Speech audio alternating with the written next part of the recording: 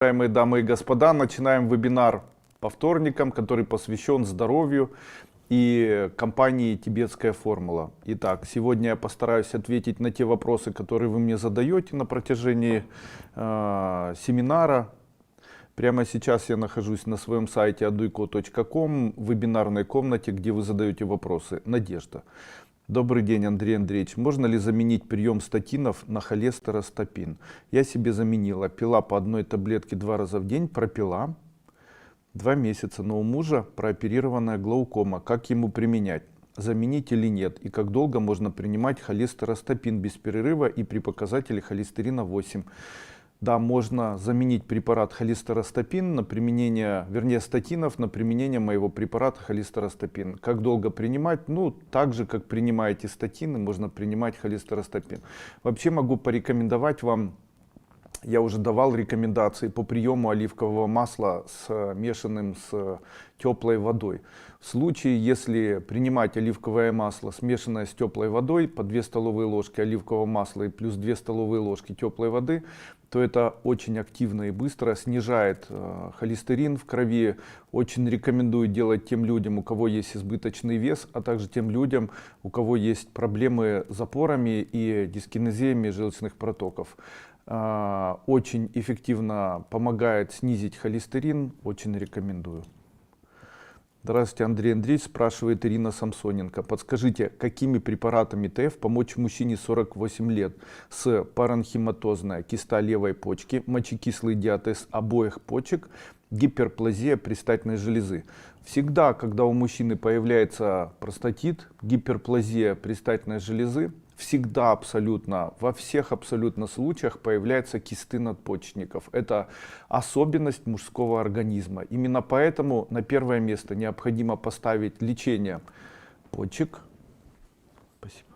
Именно поэтому необходимо поставить на первое место лечение почек и предстательной железы. Каким образом это необходимо делать? Итак, препараты следующие. Ренокс. 2 таблетки.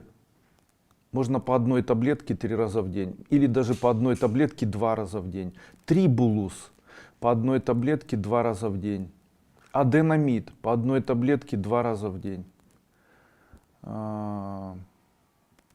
Р-модулятор по одной таблетке 3 раза в день. Урализ и манкулит по одной чайной ложке на стакан воды 2 раза в день, утром и вечером. Также терпентиновый бальзам по одной чайной ложке или можно даже по 1 столовой ложке 1 или 2 раза. Ну, если очень плохое состояние, можно ставить еще ректально свечу перед самым сном мускусную. Также я бы порекомендовал такому мужчине снижать кислотность желудочно-кишечного тракта. Так как в случае, если есть простатит, если есть мочекамен, я забыл о мочесолевом диатезе, препарат подагрин и препарат депосалт. Подагрин и депосалт. Если принимать данные препараты, то в первую неделю уже будет улучшение, снизится артериальное давление, улучшится общее самочувствие, исчезнет боль в суставах. Очень рекомендую, проверенный прямо способ. Данилова Ольга. Здравствуйте, Андрей Андреевич. У дочери 9 лет, сильный рост волос на руках и ногах. Что посоветуете из ТФ? Сын 12 лет, часто бывают боли без причины в коленке, на стопе пятки, где седалищный нерв, и через несколько дней проходит. Что это и как полечить? С седалищным нервом смазывайте мазью габаны, также принимайте препарат вертебралис. Девочки, у которой очень сильный рост волос на руках и ногах, давайте препарат дисминора по 1 таблетке 3 раза в день и менстронорм по 1 таблетке 2 раза в день. Хочу напомнить о препарате, который называется в нашей компании дисминора. Данный препарат зарекомендовал себя как эффективный препарат, который помогает восстановить цикл регулярной или ежемесячной овуляции женского организма и восстановить ритм месячных. Поэтому очень рекомендую принимать данный препарат. Он в очень маленьких шариках, и эти шарики принимать от 3 до 6 штук за один прием. Можно 1, 2 или даже 3 раза в день в запущенных случаях. Это восстановит цикл месячных и, в общем-то, заметно улучшит состояние гормонального фона человека, женщины. Алиса, здравствуйте, Андрей Андреевич. Потянуло седалищный нерв. Сильное потение, кондиционер тому причина. Не могу никак вылечить. Уже почти 3 месяца я мучаюсь. Кололи уколы и были капельницы. Не помогло. Вся правая нога немеет и млеет. Помогите, пожалуйста. Необходимо знать, что обязательно необходимо сидеть на аппликаторе Кузнецова. Вот так садитесь на аппликатор и прямо этот аппликатор, на нем вот так катайте, чтобы было очень больно. Второе, обязательно вокруг пояса одеть корсет и фиксировать этим корсетом позвоночник в поясничном отделе на протяжении не менее 10 дней. Третье, обязательно обматывать поясницу шерстяной, желательно из козьей шерсти, можно из собачьей или еще какой-либо шерсти, шарфиком, так, чтобы все время было нагрето это место. Также на место, там, где есть воспаление седалищного нерва, грушевидной мышцы, необходимо сделать сеточку из йода. Дальше третье, седалищный нерв, как ни странно, его необходимо вылеживать. Именно поэтому постельный режим, как ни странно, будет для вас очень полезным. Сейчас очень часто говорят о том, что воспаление седалищного нерва, его необходимо убирать, выполняя определенные физические упражнения. Я не приверженец этого, могу сказать, что, по моему мнению, более лучший эффект окажет вам бездействие, и не нужно выполнять никаких процедур таких активных в виде физических упражнений. Из наших препаратов очень поможет мазь Габбана, также поможет мазь Вертебралис, можно их между собой смешать, также пропить курс Эстенервы и Вертебралис. Также в дальнейшем обязательно пропейте курс такой, называется канцерамидин, и по 1 чайной ложке 2 раза в день, и препарат, называется он у нас Бактамакс, с высоким количеством витамина С и нитрата витамина С.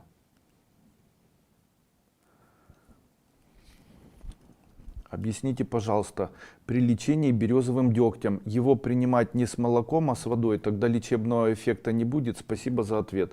Можно принимать и с водой, можно принимать и с молоком. От переменными слагаемых сумма не меняется, поэтому можно принимать 1 капля на 1 стакан воды или принимать 1 капля на ложку воды, это все равно. Главное использовать это в виде горки, вот как я объясняю. Андрей Андреевич спрашивает, Любовь Трикос. Помогите внучке 7 месяцев, начали глазки косить, может это на энергетическом плане, дети ругаются. Когда ребенок начинает косить, это говорит о том, что необходимо начать делать ребенку массаж воротниковой зоны. Каким образом он делается? Делайте, как я вас научу. Возьмите фасоль, обсушите эту фасоль, после чего выложите эту фасоль в тазик, положите туда ребеночка и очень мягко такой фасолью начинайте ребенка обтирать. Ножки, ручки, особенно воротниковую зону, и даже очень мягко головку. Так, чтобы фасоль просто стекала по такому ребенку, ну вот таким образом. Это очень эффективный способ, который, как правило, восстановит вот такую дисфункцию. Это подходит еще и детям, у которых были повреждения или были нарушения, которые связаны с периодом рождаемости, там, паралича или какие-либо нарушения, связанные там, с глазками или с рефлексами ребенка. Очень рекомендую использовать именно вот такой массаж. Очень эффективно. Так. Илона. Здравствуйте, Андрей Андреевич, помогите мне, пожалуйста. С 2018 года, апреля месяца, начались проблемы с здоровьем. Пришлось уйти с работы. Обращалась к врачам, конкретный диагноз не могут определить. Назначали пить депрессанты, мне они не помогли. Я перестала их пить. Не понимаю, что со мной происходит. Давление, пульс подскакивает. То желудок болит, кушать не хочет, то хочется, то нет. Дышать плохо, то голова становится интересное, как будто кружится, что сейчас упаду, не могу заснуть долго, сон неполноценный, часто ноги мерзнут, то сил нет, хочется только лежать. Не хочется никуда из дома выходить, страх присутствует, чтобы ничего не случилось. Не могу расслабиться, нету радости, все время в голову приходят всякие мысли. Каждый день все по-другому происходит с сумасшествием. Консультант Ф мне посоветовала приобрести препараты. Я приобрела препараты, пропила по 1 месяцу Эмбрио Плюс и витамин Супра. Клеточные соли, L-триптофан. Какие нервы, крепкие нервы. Сейчас сама приобрела Гитарекс, пью по 2 таблетки в день, Гастронорм, Железняк и Эмбрио Плюс по 2 таблетки. Состояние все еще интересное, все раздражает, плачу, что не знаю, что больше делать. Приобрела тревожные от всех болезней, слушаю каждый день, приобрела и так далее. Ну что, Илона, я вам хочу ответить. Ваше состояние, оно скорее всего, возможно, связано с обострением психических заболеваний как раз вот в осенний период, что сейчас, в общем-то, очень активно и происходит. Это условно все вызывается одновременно и стрессовыми ситуациями, одновременно и отсутствием сна, и одновременно и проблемами внутренних органов. И это необходимо лечить все одновременно. Я считаю, что почему человек не может расслабиться? Человек не может расслабиться, потому что желчь накапливается. А желчь накапливается, очень часто это связано с тем, что печень плохо работает. Желчь накапливается, печень плохо работает, начинает желудок болеть, потому что кислотность начинает расти. Это в свою очередь повышение кислотности приводит к раздражительности. Раздражительность в свою очередь приводит к тому, что у человека появляются дистонии. Дистонии приводят к тому, что у человека появляются такие атаки, нервные состояния. И лечить это необходимо сразу рядом препаратов. Какими? Смотрите. Убрать слезливость поможет препарат Морбустоп. Убрать панические атаки поможет препарат Поставит. Принимать по 2 таблетки 3 раза в день. Дальше необходимо начать принимать магний B6 по 1 таблетке 3 раза в день. Дальше перейдем к печени. Препарат Тантал, и снизить вашу кислотность поможет препарат Каолин. Итак, еще раз. Поставит, дальше Морбустоп. Дальше магний B6, дальше Каолин, дальше Тантал. 5 препаратов, при этом еще и капельки. Есть такие капли, называются Дремин. Капли Дремин необходимо принимать перед сном за 1 час до сна. Полпипетки можно с водой смешать и выпить. И перед самым сном еще полпипетки на стакан воды или там просто напрямую в ротовую полость можно рассосать и после чего проглотить, смешать слюной. И в дальнейшем увидите, как начнете по чуть-чуть увеличивать сон, будет легче и легче, и в дальнейшем вам поможет. По поводу головокружения. Это дистонические проявления. Есть такой препарат, в аптеке продается, называется Вестибо. Можно его принимать по 1 таблетке 2 раза в день. Если хотите, есть мой препарат, называется Гваргин. Тоже по 1 таблетке 2 раза в день, чтобы не было головокружений. Анна Полумискова. Андрей Андреевич, здравствуйте. Скажите, при применении лангина спрей начинают чихать и текут слезы. Такой эффект после каждого пшика спрея. Продолжаются эти симптомы в течение минут 5. Это нормально? Нет, это не нормально. Это говорит о том, что у вас есть аллергия на яичный белок. Такая аллергия бывает. И вам препарат лангин ни в коем случае принимать нельзя. Ни в пероральном виде, то есть в виде таблетки, не вот в таком виде. Также я порекомендовал бы вам не кушать яйца, так как они будут вызывать у вас повышение нейтрофилов, общий лейкоцитарный индекс, и это не очень хорошо может быть для вашего организма, может влиять вам на функциональную деятельность почек и общее нехорошее состояние вашего организма. Так что устраняйте и в дальнейшем не отказывайтесь от приема пищи, в которой находится куриный белок. Ната Руд. Здравствуйте, подскажите, пожалуйста, можно ли исправить неправильное положение стопы у взрослого, разворот внутрь, боли в ногах? Это, скорее всего, связано с врожденной дисплазией тазобедренных суставов. Вы знаете, я не очень, я не являюсь специалистом вот в такой области. В моей практике такого не случалось. Я не видел ни одного случая, когда взрослому человеку могли исправить нехирургическим путем дисплазию тазобедренных суставов. Скорее всего, никак. Вообще я могу сказать, почему это происходит и почему ухудшается общее состояние.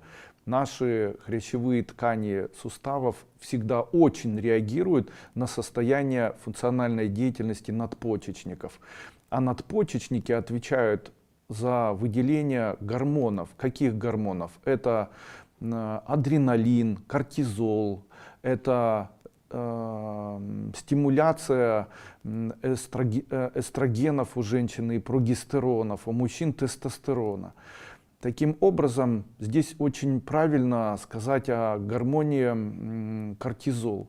В случае, если человек не справляется с состояниями психики, если человек нервный, агрессивный, импульсивный, раздражительный, если это все происходит, то человек начинает выделять кортизол. И у этого, неправильно я говорю, организм начинает таким образом реагировать, выделяя кортизол, что в свою очередь приводит в дальнейшем к ухудшению работы суставов.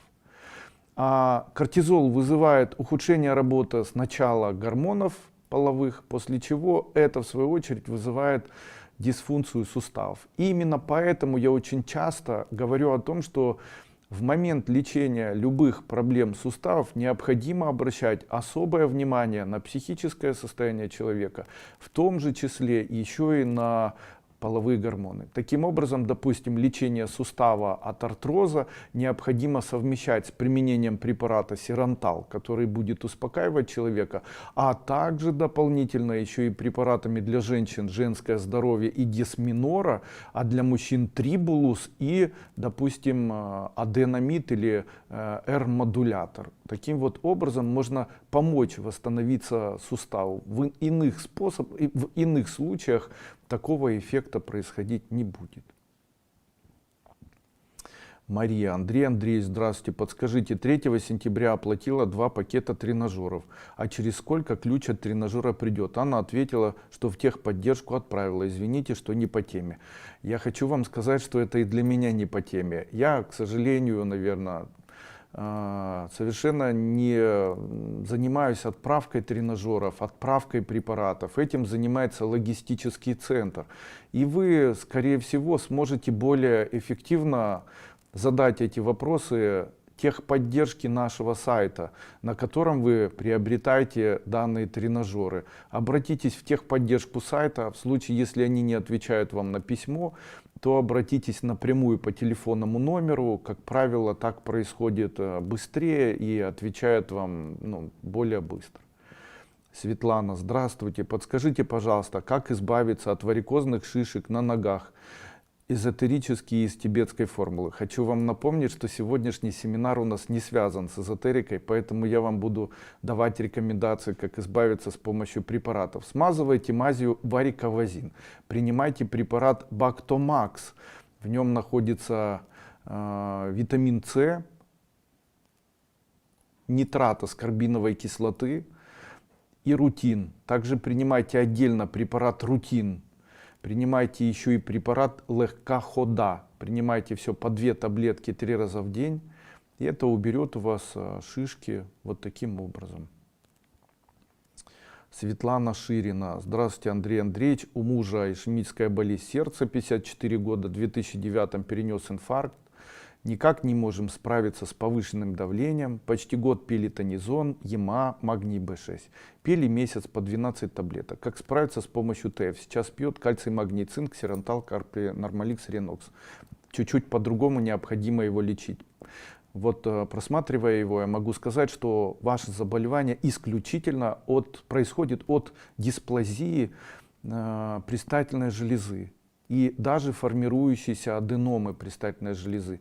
Именно поэтому происходит и высокой кислотности желудочно-кишечного тракта. Вот что необходимо вам начать делать. Первое. Начните принимать препараты следующим образом. Аденомид, дальше по одной таблетке 2 раза в день. Ренокс, 1 таблетка 2 раза в день. Дальше принимайте, пусть принимает трибулус, 1 таблетка 2 раза в день. Мускус, 1 чайная ложка 2 раза в день. Инфарктин, 1 таблетка 3 раза в день. Дальше уралис, манкулит и терпентин по 1 чайной ложке каждого препарата в 1 стакан утром и вечером.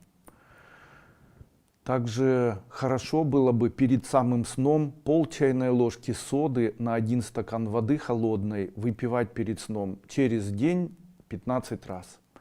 Хорошо очень на ночь микроклизма. 1 чайная ложка соды на 1 стакан воды. Тоже микроклизма ректально. Если после этого будет сопровождаться диареей, то можно после этого сходить. Это снимет у него вторичный ИБС. Или уже 3-й раз. Галина 4 минуты назад. Внуку 5 лет с годика на инсулине. По родительской генетике диабета нет. Чем можно помочь ему вашими препаратами и народными средствами? Есть надежда, что перерастет это заболевание. Как правило, сейчас, с учетом ухудшения экологической и радиационной обстановки в наших странах, а это, как ни прискорбно, все же происходит, достаточно посмотреть или купить. Вы знаете, почему в наших странах не продаются свободно дозиметры? Ну, наверное, продаются, просто нужно заморочиться. Потому что мы находимся в чрезвычайно высокой, приближенной к катастрофической обстановке, связанной с радиационным фоном.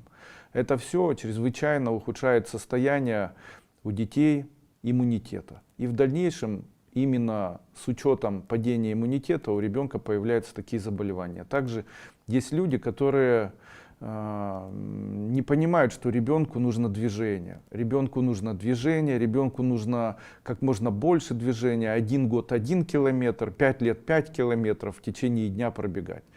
И вот в случае, если у ребенка нет вот такого километража, и он живет дома, при этом питается только кашками и яблочками, знаете, это часто вижу, кстати, или чипсами, одними углеводами, то нужно ребенка выгуливать, переводить его на активную кетоновую диету и максимально снижать у него количество, максимально снижать кислотность желудочно-кишечного тракта. Могу со своей стороны посоветовать. Начните применять не спеша глину.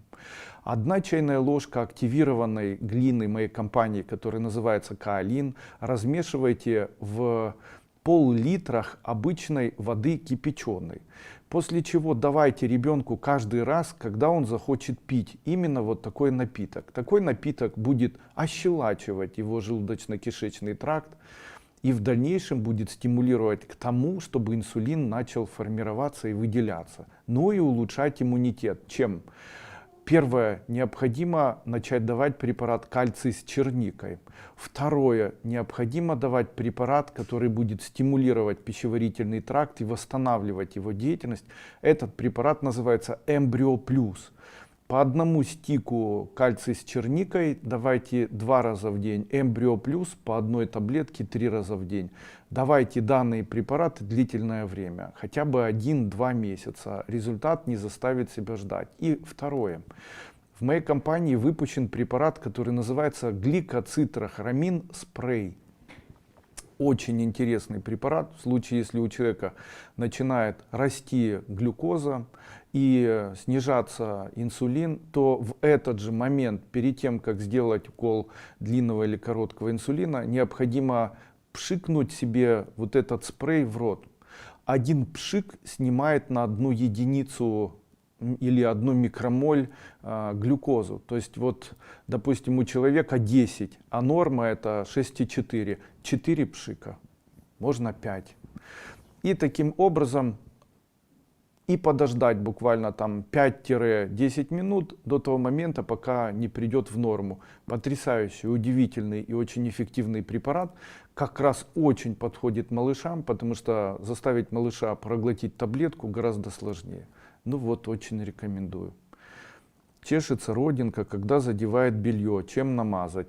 Намажьте АСД второй фракции, который можно купить в аптеке, в ветеринарной аптеке. Если будете мазать АСД вторая фракция на протяжении хотя бы 1 недели, родинка отпадет сама по себе.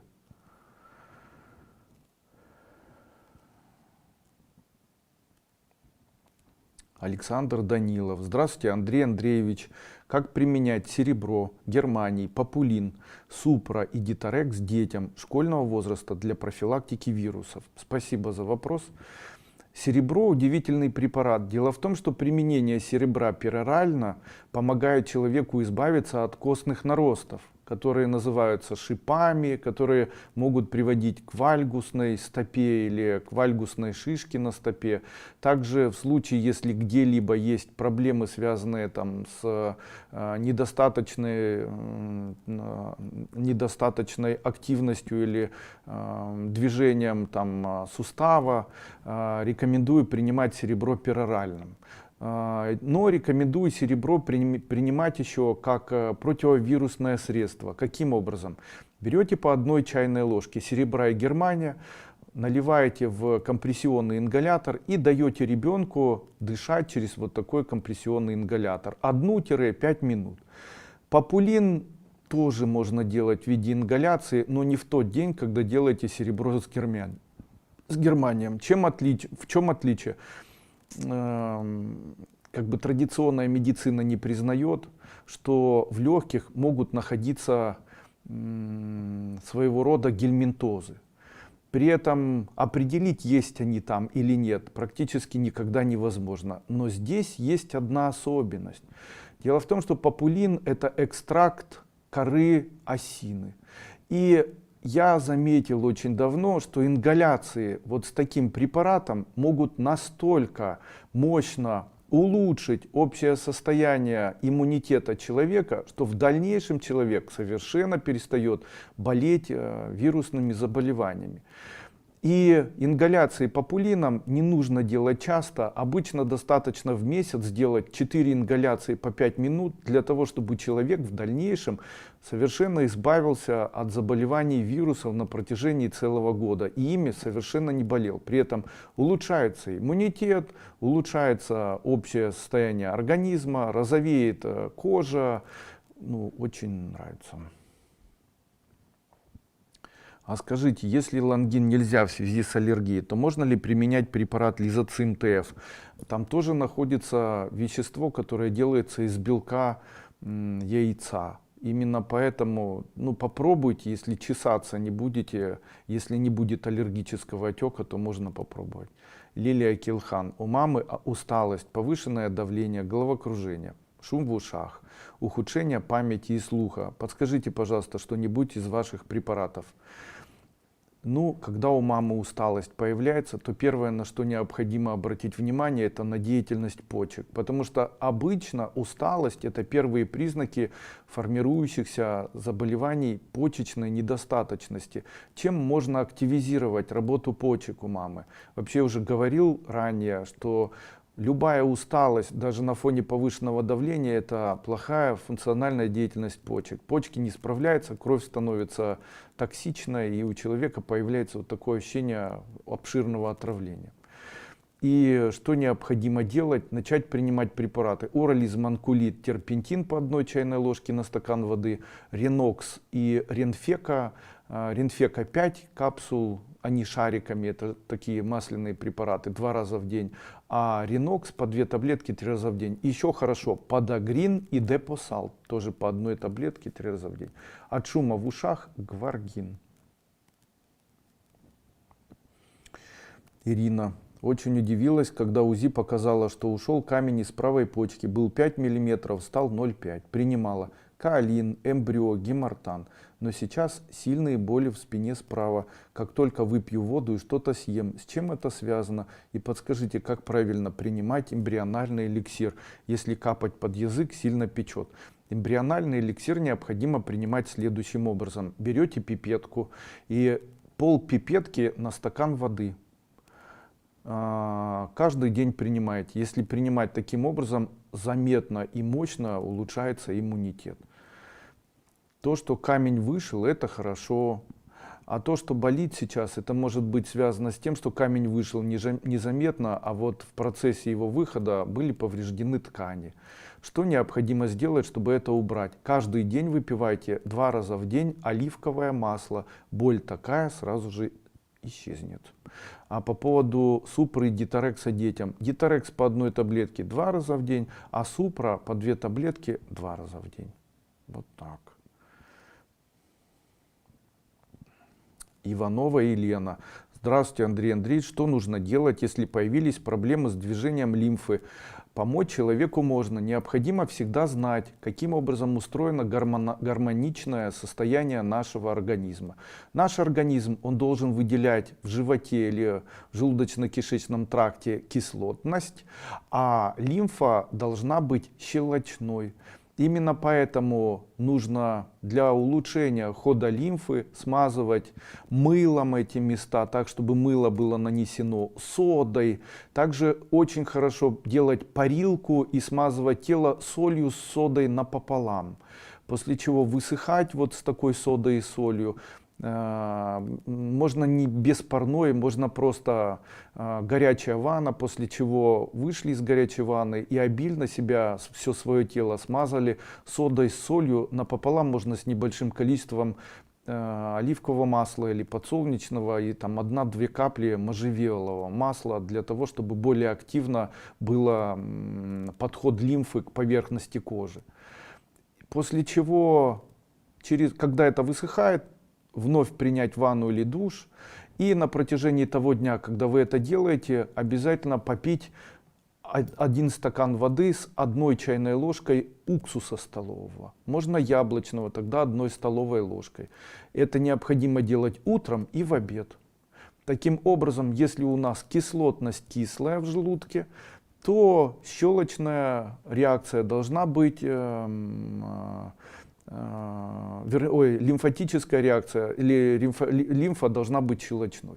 Тем самым в случае, если у нас появляется щелочь на фоне закрытых желчных протоков, на фоне высокого потребления углеводов или на фоне употребления алкоголя или нервных состояний, кислотность исчезает, появляется закисление лимфы и в дальнейшем появляются с этим связанные проблемы.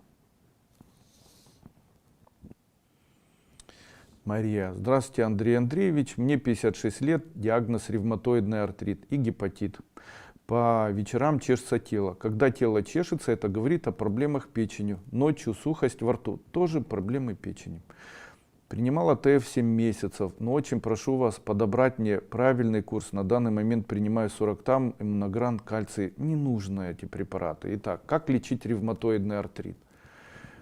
Начать необходимо с микроклизм. Каким образом их готовить? Берете 1 стакан воды и добавляете четверть чайной ложки перекиси водорода 3%. После чего берете микроклизму и утром и вечером вводите микроклизму ректально. На этом фоне начинаете принимать препараты. Гемартан. Принимайте его следующим образом. Первый день 6 таблеток на ночь. Второй день по 2 таблетки 3 раза в день. Принимать необходимо 1 месяц. Дальше ревилака. Принимайте по 6 таблеток, это маленькие шарики, 2 раза в день. Следующий препарат. Уролис манкулит. Принимайте по 1 чайной ложке на стакан воды 2 раза в день. R3-Dix. Принимаете по 2 таблетки 3 раза в день. Смазываете суставы, где происходит боль, мазью Габбана. Здравствуйте, Андрей Андреевич. У сына сильный тремор рук. Подскажите, пожалуйста, чем полечить СТФ?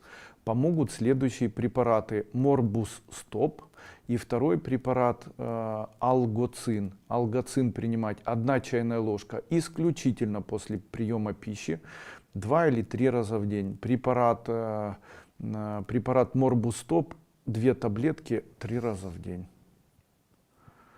Ага, я забыл вам. Битулин и тантал и гипофит. Битулин, тантал и гипофит по 2 таблетки 3 раза в день. Это, я говорю, для Марии, у которой 56 лет и у которой диагноз ревматоидный артрит.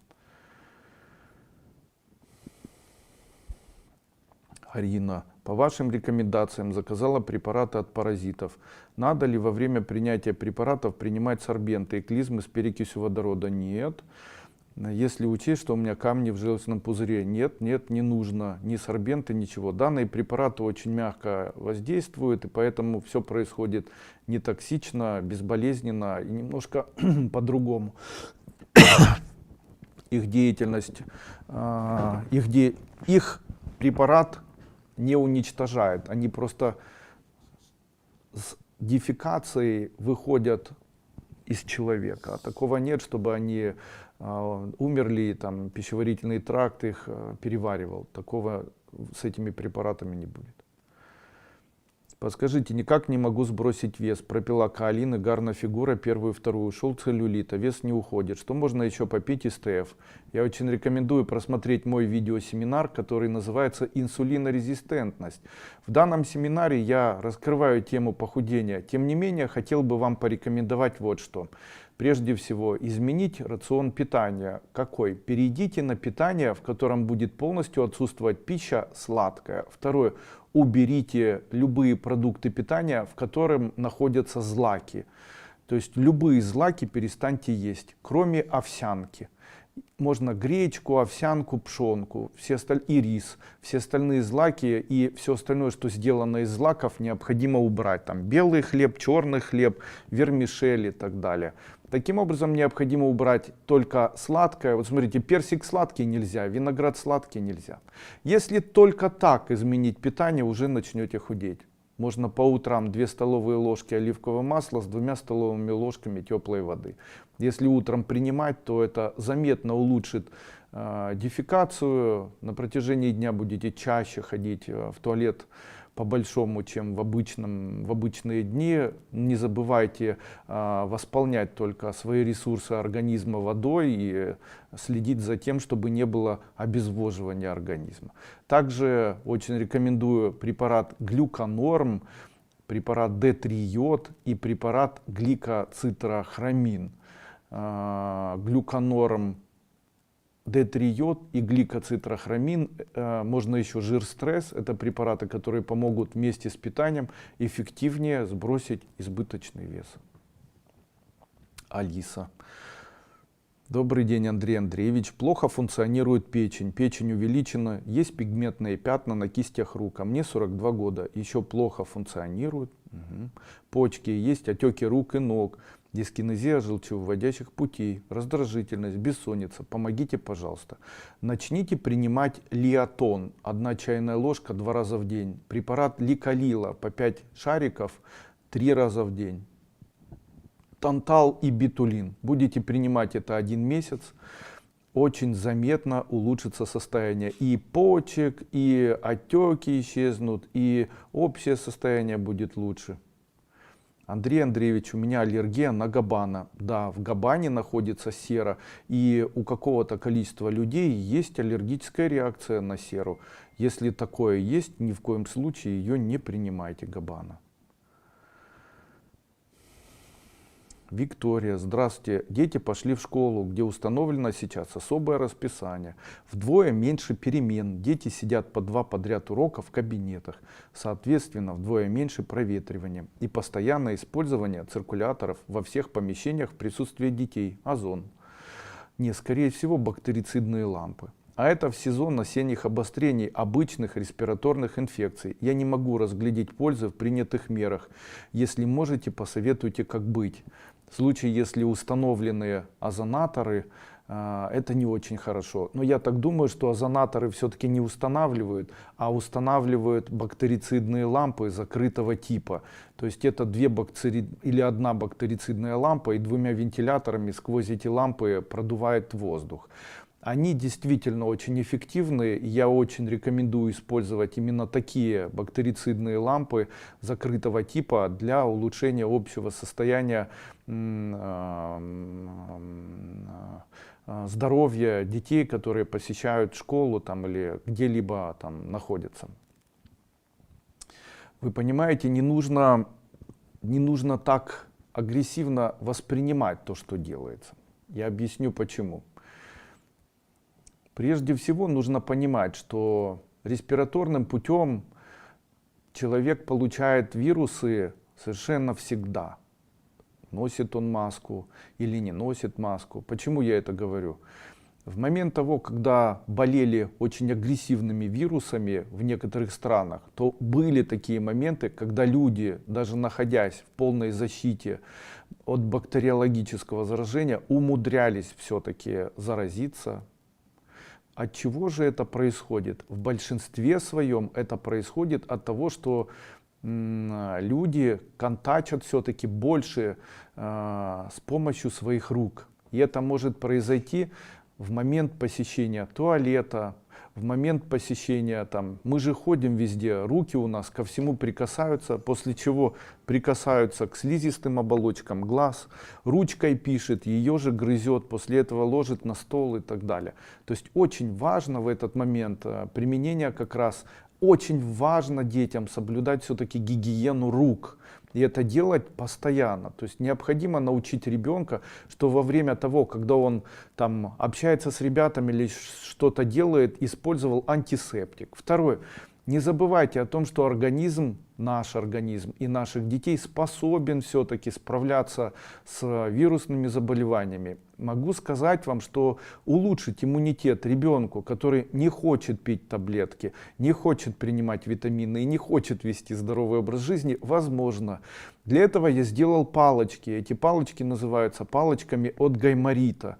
Но уникальность данных палочек заключается в том, что они еще и от вирусных заболеваний. Когда ребенок приходит домой, возжигайте такое ароматическое благовоние, называется от гайморита, и пусть дымится, а ребенок находится в помещении. Вообще используйте обязательно такие благовония, они действительно убирают очень эффективно у взрослого и у ребенка любые вирусные заболевания, в том числе еще и респираторные заболевания, такие как нос не дышит, сопли появились и так далее. Очень эффективно, прям очень рекомендую.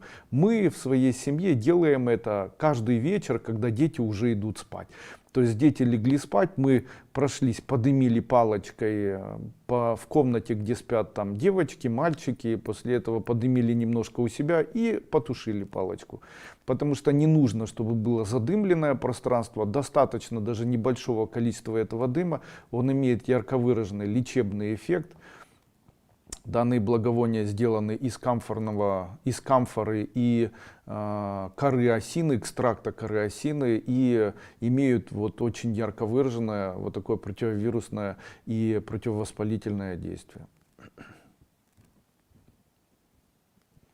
Рина. Здравствуйте, Андрей Андреевич. Принимаю сирантал, апсантин, тератозин, лопчатка. Утром натощак перед сном. Перед сном делаю ингаляции с германием. Появились боль внутри живота с левой стороны. Подскажите, что это может быть? Проблема с почкой или поджелудочной? Как можно себе помочь?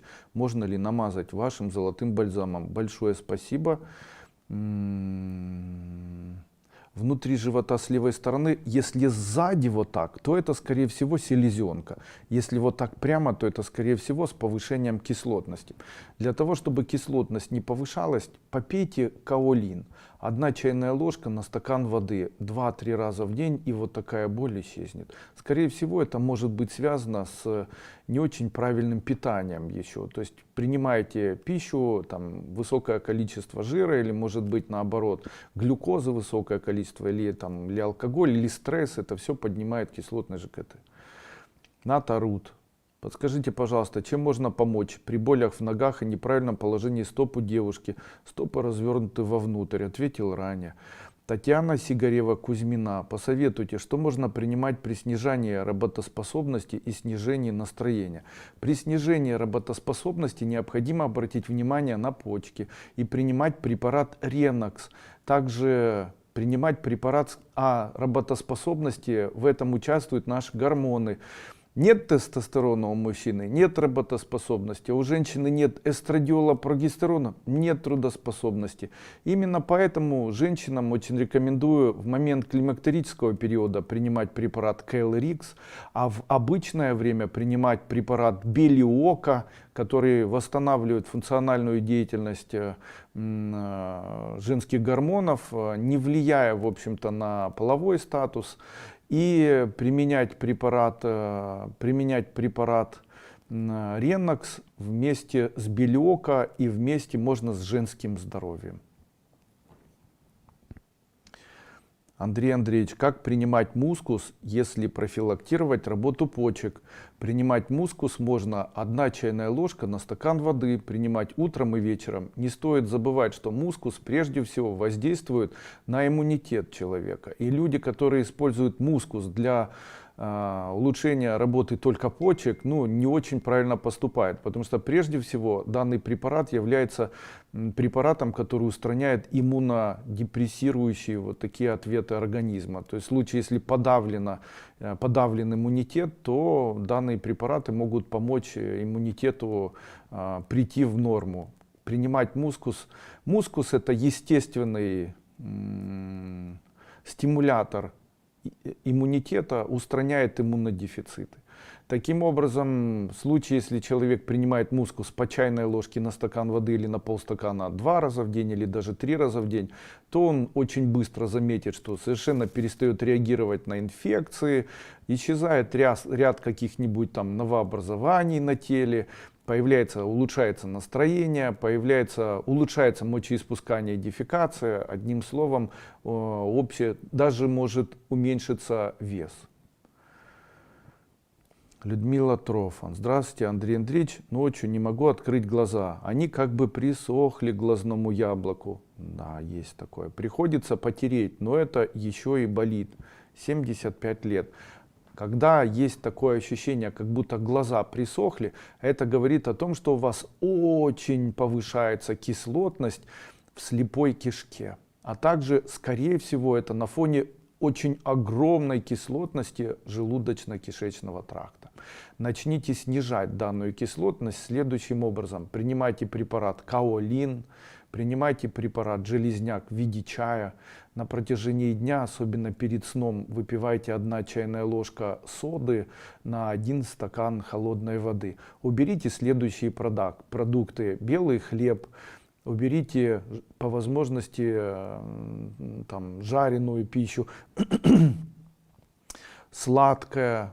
Не пейте ни в коем случае сладкий чай. Ешьте как можно больше кислых ягод. Женя, дай мне вот этот чаек хунза, я покажу им.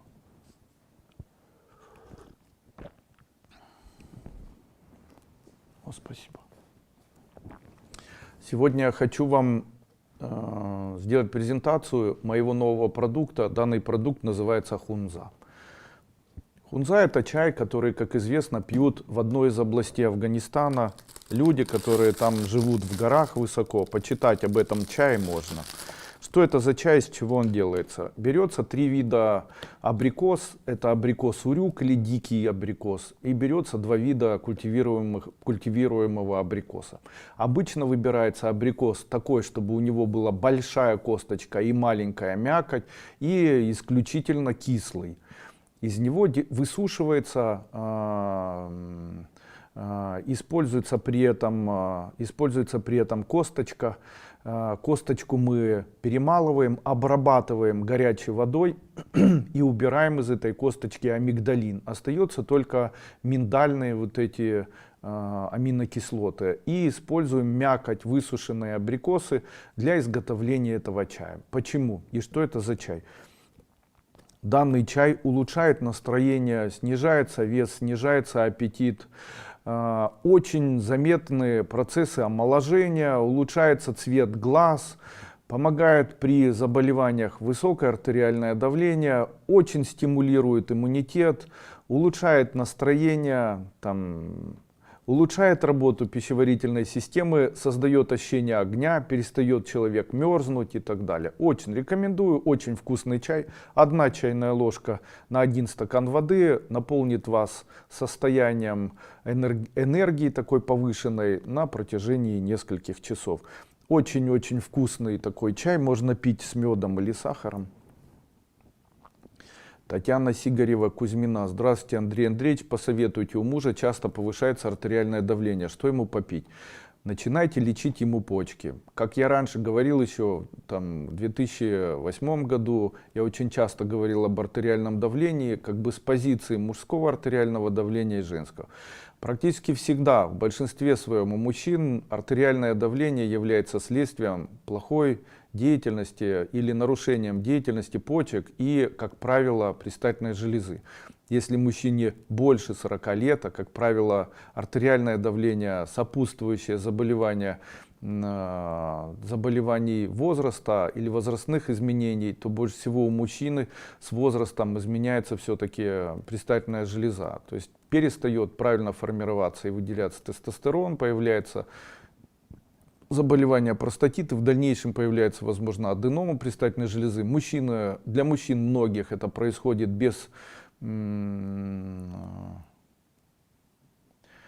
бессимптомно, даже без всяких ощущений, просто появляется давление.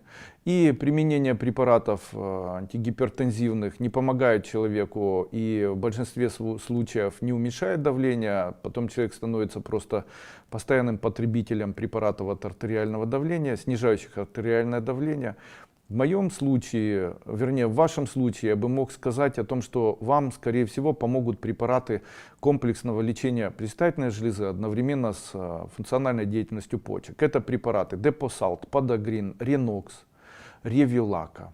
По 1 таблетке 2 раза в день. Препарат Аденамид и R-модулятор по 1 таблетке 3 раза в день. Можно также принимать препарат Трибулус или Трибетин. По 1 таблетке можно тоже 2 раза в день. Я сейчас посмотрю, как он правильно называется. Трибетин или Трибулус, я что-то не помню.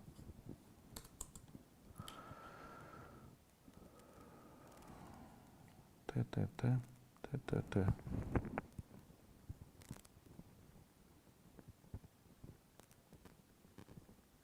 Да, он у нас называется Трибулус, данный препарат. Не Трибетин, а Трибулус. Мужская сила и энергия, вам снова 25.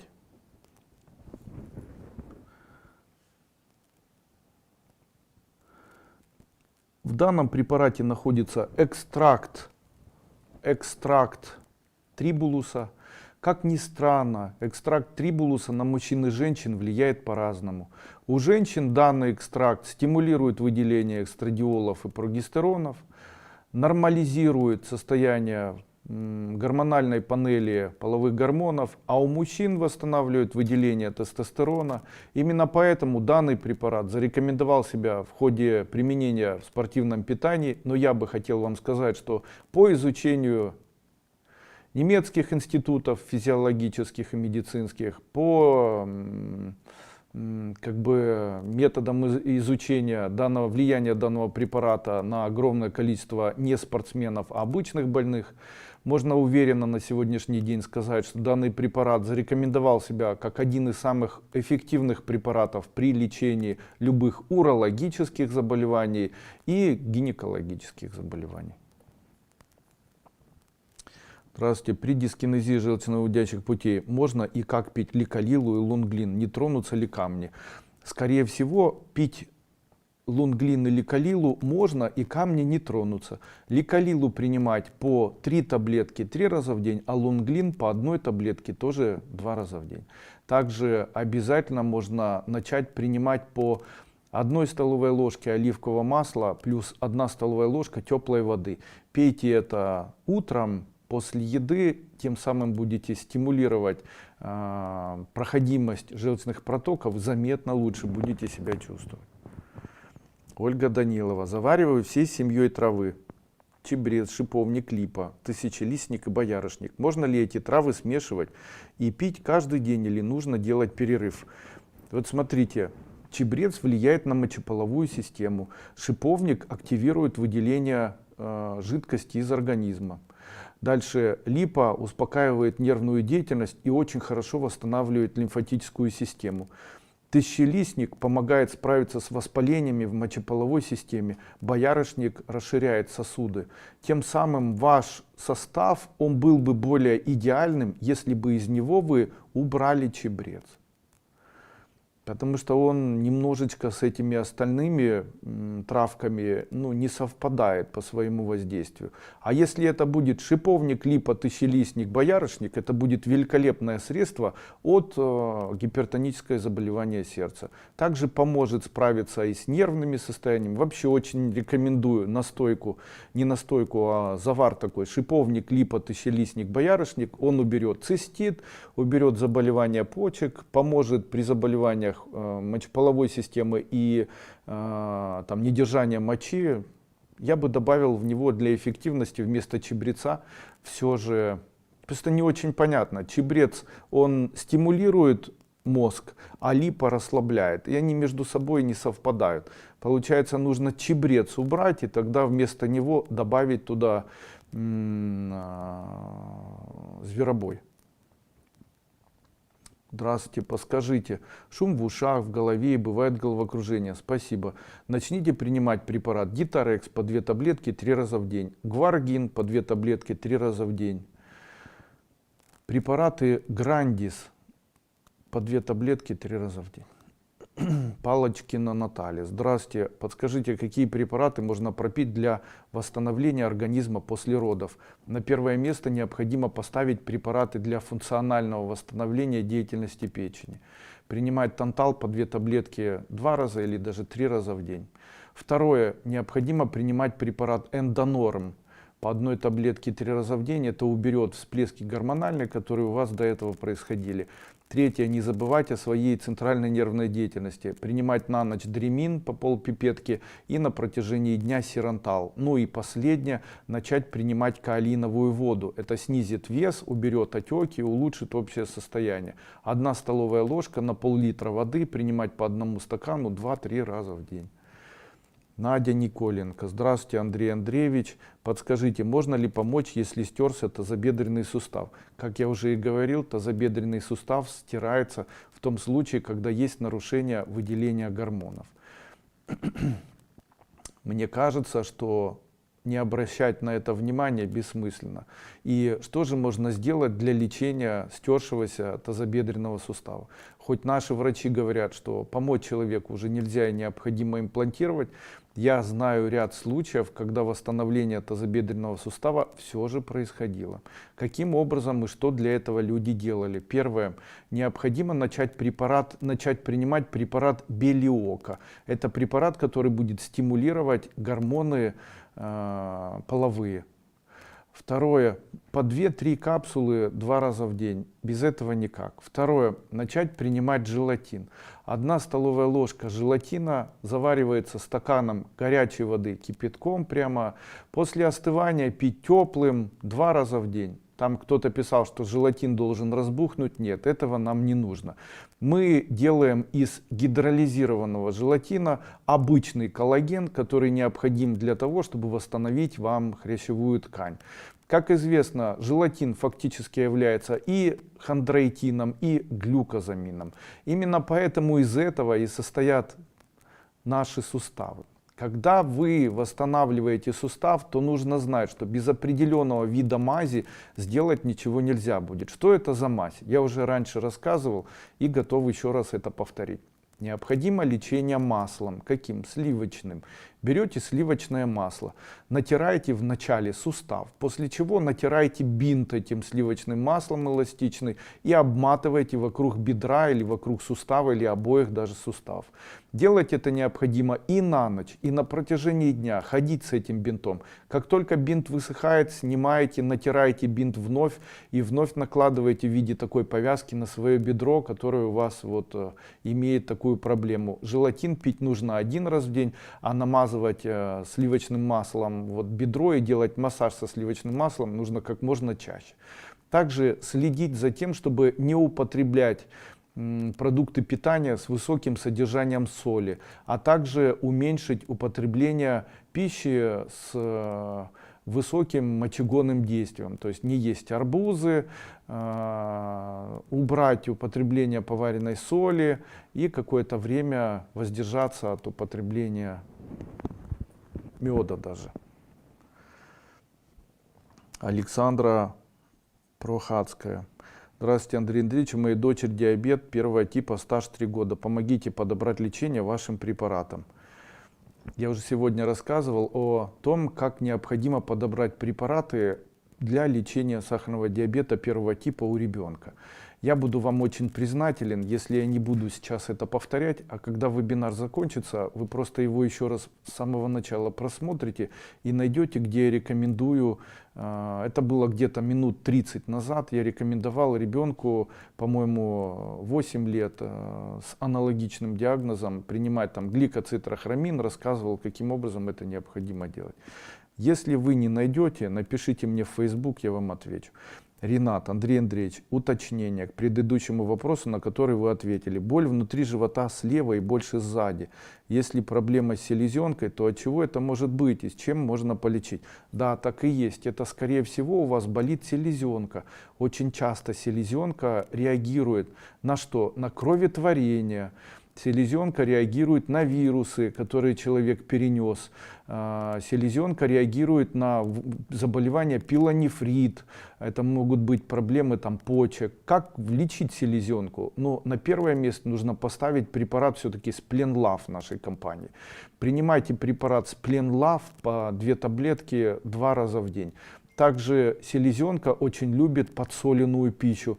Именно поэтому накладывать солевые салфетки можно на область, где болит селезенка, а также принимать какое-то время препараты. Можно попить воду боржом, там, по стакану 1 раз в день. Там, и селезенка хорошо реагирует на употребление молока и молочной продукции. Поэтому можете брать молоко. Еще очень хорошо добавить туда сок вишни или варенье вишневое, желательно подкисленное. И вот такое молочко по чуть-чуть на протяжении пить. Ни в коем случае нельзя принимать наркотики, потому что очень плохо селезенка реагирует на наркотики, особенно на коноплю. Надежда, Андрей Андреевич, я выписала лизоцим, а надо было лангин, кандидоз пищевода. Нет, лизоцим и лангин это один и тот же препарат. Поэтому не переживайте. Хочу вам сказать, что сейчас уже заканчивается исследование препарата лангиновые таблетки. Это таблетки для рассасывания. Они будут продаваться у нас в блистерах. И можно будет детям давать. Они имеют сладкий вкус, детям очень нравятся, с небольшим таким ментоловым и камфорным вкусом. Маленькие, но очень эффективно и быстро убирают рези в горле. То есть в случае, если есть заболевание носоглотки, горла, достаточно рассосать таблетку. Эффект потрясающий. Уже ровно через 10 секунд боль исчезает, воспалительные процессы носоглотки исчезают, стафилококк подавляется. Это происходит сверхбыстро. Вот так.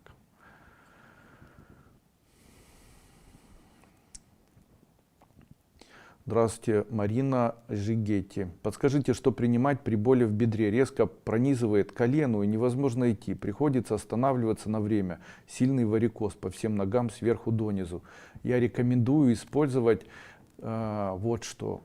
Обертывание оливковым или касторовым маслом. Возьмите колготы обычные какие-нибудь, вмакните их в оливковое масло и оденьте на ноги перед самым сном. Там обмотайтесь простыней, так чтобы было тепло, и спите вот в таких колготах, обязательно смачивая их вечером каждый раз перед сном. Это очень быстро уберет у вас варикоз. Второе.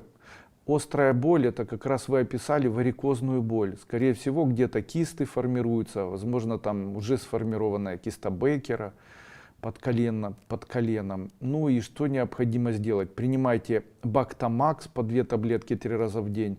Принимайте Легка Хода по 2 таблетки 3 раза в день. Можно еще пропить препарат канцерамидин по 1 чайной ложке даже 3 раза в день. Эрика Кунга. Здравствуйте, Андрей Андреевич. У сына 9 лет. Болят пятки. Он ходит как медвежонок. Были у врача, отправили к педиатру. Но запись через 7 месяцев. Это долго. Как помочь сыну снова стать на полную ножку? Спасибо. Если болят пятки, это говорит о том, что формируется шип. Шип формируется на фоне острого, реактивного, можно сказать, даже солевого диатеза. Какие препараты необходимо принимать? Первое — серебро, 1 чайная ложка 3 раза в день. Второй препарат — урализ манкулит по 1 чайной ложке на стакан воды 1 раз в день после приема пищи. Подагрин можно еще и депосалт по 1 таблетке 2 раза в день. Не затягивайте, потому что данное заболевание в дальнейшем очень тяжело лечится. Можно смазывать вальгусановой мазью или мазью Габбана. Хелена Непаны. Добрый день, Андрей Андреевич. Уже долгое время диарея. На прошлой неделе с тошнотой. Сейчас очень болит спина, жуть ниже лопаток, особенно с правой стороны. Врачи говорят, гастроэнтерит. Какой-то уж очень долго. Согласен с вами. Вылечить возможно буквально за 1 день. Есть такое средство, которым закисляют или сбраживают сыр. Называется пепсин. Возьмите пепсина, 1/4 чайной ложки и выпейте его. Сделайте это 2 раза в день на протяжении 7 дней, после чего диарея закончится. Также еще поможет календула. Можно настойка календулы, 1 чайная ложка на стакан воды 2-3 раза в день. Лиана. Здравствуйте. Подскажите, как лечить бронхиальную астму? Можно ли эзотерически исцелиться? Эзотерически бронхиальная астма возникает в случае, если живете с человеком, которого не любите, а просто себя убеждаете в том, что любите. Вылечиться эзотерически, как, не знаю.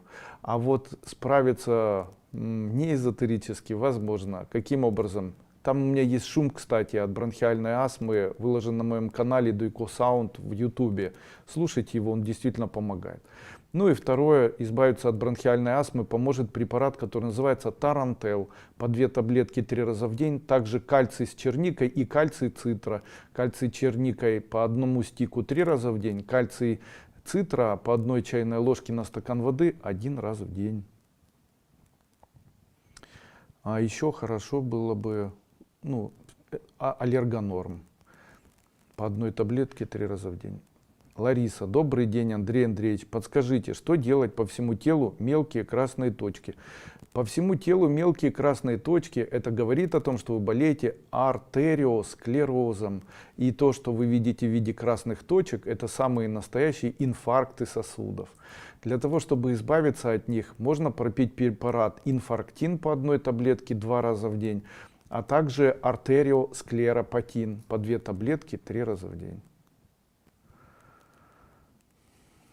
Маша Николаева. Здравствуйте, Андрей Андреевич. Большая просьба, какие препараты посоветовать при хроническом гепатите более 35 лет? Аутоиммунное заболевание, миастения, глазная форма. Очень нуждаюсь в вашей помощи. Прежде всего, хотелось бы сказать, что миастения всегда является следствием перенесенного вирусного заболевания печени.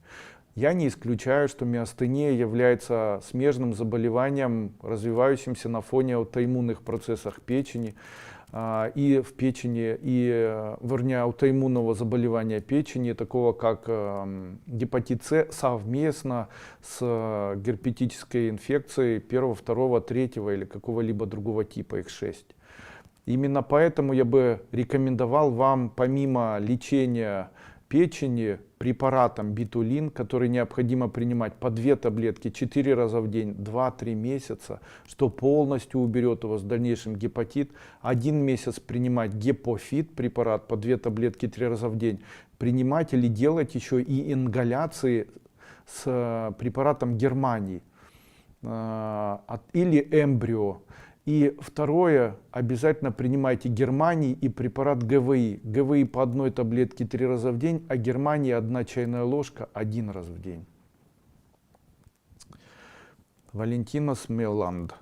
Замучили ночные головные боли с последующими кризами, связанные, видимо, с желчным печенью. Всеночная начинается с 1 часа до 3. Не знаю, как справиться. Встаю, пью все, что попадает под руку, подавливаю живот, сон уже никакой. Несмотря на то, что вы утверждаете, что препараты доступны во всем мире, но не здесь, в Норвегии. Ведь задерживают посылки местные таможенники. Ну, конечно, задерживают. Вы что забыли, мы находимся сейчас в ситуации кризиса. Ни одна страна не хочет брать сейчас посылки никуда. Тем не менее, мы все равно отправляем, и они все равно доходят. И в Норвегию тоже. Сейчас стало тьфу-тьфу-тьфу легче, но до этого посылки просто по 2 месяца стояли на таможнях. Почему? Ни одна страна не брала на себя возможности. Ну, что вам сказать. Задерживаются посылки, порой не знаю, что вызывает головные боли. Иногда никакого нарушения диеты, иногда от простой груши капец. Вы просто кладезь знаний, народных средств, одно из них яйцо в уксусе работает на 100%. Что-то я могу сделать из доступных средств. Спасибо заранее, даже если не ответите. Я с удовольствием отвечу. Из народных средств вам поможет обертывание. Каким образом? Не одного человека, а сотни людей я вылечил, используя мокрые обертывания вокруг головы. Каким образом необходимо их делать? Что они от чего помогают? Итак, первое. Мокрые обертывания головы помогают справиться с заболеваниями щитовидной железы, с глаукомой, заболеваниями катаракты, с глухотой, шумом в ушах, выпадением волос и так далее. Но здесь есть одна особенность. Если вы решились это делать, то курс такой, он должен быть не менее 10 дней. Если сделать 5, 6, 7, 8, 9, то тогда ухудшается состояние. И потом это ухудшенное состояние нужно будет лечить. Этот курс его необходимо делать 10 дней подряд. Почему-то именно так. Что для этого необходимо? Возьмите любую ткань, можно часть простыни, вмакните эту простынь в теплую водичку, отожмите, чтобы она была почти высушенной. Обмотайте вокруг головы в виде чалмы, лица, так чтобы нос и рот открыт был, и горло. И сверху оденьте теплое полотенце, лягте и 1-1,5 часа не вставайте. После чего необходимо встать, голову высушить и после этого стараться по минимуму выходить на улицу. Желательно это делать вечером перед самым сном. Очень-очень хороший эффект. Сразу же хочу сказать, что первые дни может быть эффект такой не очень хороший и даже противоположный. Начнется головокружение. И были даже такие моменты, когда волосы как бы становились очень-очень жирные. Но на фоне применения данного обертывания были такие люди, у которых в дальнейшем снимали, допустим, такие тяжелейшие заболевания, как, допустим, мальформация сосудов мозга, неоперабельная. И в дальнейшем ее находили, но она не была так ярко выражена, то есть не было вот воспаления этих узлов. Дальше очень помогало при послеинсультной терапии, то есть пробовали использовать. Детям с ДЦП очень помогало. Восстанавливалось дыхание, там, тело расслаблялось. При эпилепсии очень помогало. Вот я рекомендую, хороший очень метод. Валентина Поломарчук. Здравствуйте, ребеночку 2 недели, мой племянник родился с желтухой. Немного ответили, лампой в больнице выписали, дома поднялась температура, на 2-й день билирубин, отвезли в больницу, осветили. Как можно помочь ребенку, какие ваши препараты давать младенцу? Нет, ничего не нужно давать младенцу, но помочь ему можно. Врачи на сегодняшний день сошли с ума. Я вам это говорю серьезно. Почему-то вдруг существу, которое состоит на 80% из жидкости, из воды, вдруг не нужно кроме молока ничего. Это с какой стати вдруг ребенок не должен получать водичку? А вы знаете, что если у ребенка не выходит меконий, то ему, скорее всего, необходимо не молоко, а водичка.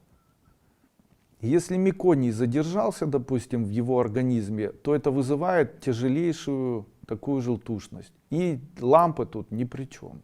А чем можно помочь? Я вам могу сказать, что если вы начнете ребенку перед каждым кормлением давать 1 столовую ложку кипяченой воды, чтобы врачи не видели, уже до послезавтра ваш ребенок будет нормальный. Прямо вот 100% говорю вам. Екатерина, очень часто бывает боль с левой стороны под ребрами, бывает боль прострелами, невозможно дышать. Что это? Чем можно полечить? Это, скорее всего, у вас увеличена селезенка. Принимайте препарат Спленлав. Он вылечит вам селезенку по 2 таблетки 3 раза в день. Сергей Влялько. Ой, куда-то делся. Кто-то удалил Сергея Влялько. Сам, может, удалил. Анна Полумийского. Спасибо, Андрей. Андрей, скажите, при эндометриозе поможет ли уксусная салфетка аппликации на живот? Поможет, но вы должны знать, что эндометриоз является заболеванием высокой кислотности ЖКТ. Именно поэтому в момент лечения эндометриоза начинайте принимать мои новые продукты. Первое — это золотые желудочки. Это новый препарат, он сегодня-завтра появится у вас на сайте. Второе, пейте каолин, принимайте препарат каолин, 1 чайная ложка на стакан воды 2 раза в день. Принимайте железняк по 2 таблетки 3 раза в день. Сергей Влялько. У моей или Влялько. У моей жены в 40 лет уже появляются седые волосы. Можно полечить препаратами СТФ. Вы знаете, лечить седые волосы не нужно. Обычно помогает обычная краска, потому что лечение его препаратами это дорого. Вообще, в случае, если седые волосы появляются, это говорит о том, что плохо работает поджелудочная железа одновременно с печенью. И применение тантала вместе с панкрисорбом помогут волосам восстановиться. Тем не менее, хочу вам сказать, что и иногда это может быть на фоне нервных состояний и так далее. Есть такие люди, у которых в раннем возрасте появляются седые волосы. Вот, допустим, у меня седые волосы появились в возрасте 21 год. Это ни с чем не связано. Надежда. Коричневая слюна по утрам и давно. Очень меня это беспокоит. Причину не найду. Что и пить, и народные средства. Когда у человека коричневая слюна, то это говорит о том, что происходит выброс желчи. И это говорит о том, что вы болеете гастродуоденитом или гастритом. Таким образом, вам это и необходимо лечить. Принимайте следующие препараты. Лунглин 1 таблетка 2 раза в день. Железняк 1 таблетка 2 раза в день. Здоровый желудок 1 таблетка 2 раза в день. Гастронорм 1 таблетка 2 раза в день. Эмбрио плюс 1 таблетка 2 раза в день. Марина, скажите, пожалуйста, как вы относитесь к прививкам от гриппа? Никогда не делала ребенку, а сейчас бабушка настаивает сделать ее детям и нам, взрослым. Дело в том, что прививки от гриппа, они ориентированы только на один из видов вируса гриппа в тот момент, когда существует на Земле порядка 200 видов гриппа. Именно поэтому делать прививку от одного гриппа нет никакого смысла. Потому что вы все равно сможете заболеть гриппом, только более другими вирусами. А делать прививки от всех видов гриппа, такого, насколько я знаю, пока еще не существует. В нашей компании разработан препарат, он называется трибетин. Если здесь есть люди, которые применяли препарат трибетин, напишите об этом препарате. Со своей стороны могу сказать, что препарат трибетин — это спасение от вирусных заболеваний и простудных заболеваний. Как только человек начинает заболевать, ему достаточно принять 2-3 таблетки трибетин 2-3 раза в день для того, чтобы не болеть. Валя Саблина. А данное обертывание головы можно делать при онкологии? Спасибо за ответ. Можно, да. Баша Мария. Скажите, пожалуйста, если мальчику в детстве не сделали обрезание, но это было необходимо, есть смысл делать эту операцию в 40 лет? С уважением, Мария Баша. Нет. В случае, если до 40 лет отсутствие обрезания не привело к тому, что у ребенка нет сейчас воспаления и так далее, то это, в общем-то, можно и не делать. Обратилась ко мне пациентка моя и говорит: Андрей Андреевич, у моего ребенка, которому там год исполнился, после посещения врача-педиатра, который открыл головку на пенисе у ребенка, начала гноиться крайняя плоть. Андрей Андреевич, есть ли какие-нибудь присыпки и что можно в этом случае порекомендовать? На что я ей сказал: не нужны никакие присыпки, обрезания тоже делать не нужно. Почему? Гниение или воспаление крайней плоти у ребенка вот в таком возрасте очень часто связано с тем, что у ребенка, скорее всего, сахарный диабет. Именно поэтому необходимо прежде того, чтобы сделать обрезание, отвести ребенка к эндокринологу и провести исследования инсулин, глюкозы и так далее. Добрый день. У дочери болит язык с правой стороны на протяжении 2,5 лет. Диагноз: невралгия тройничного подъязычного нерва.